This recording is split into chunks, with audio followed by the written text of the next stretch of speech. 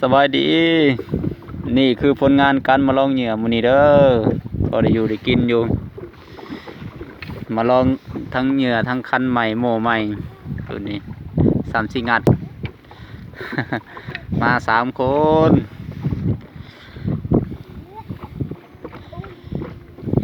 ได้เกินคาดมื้อนี้เนี่ยโอ้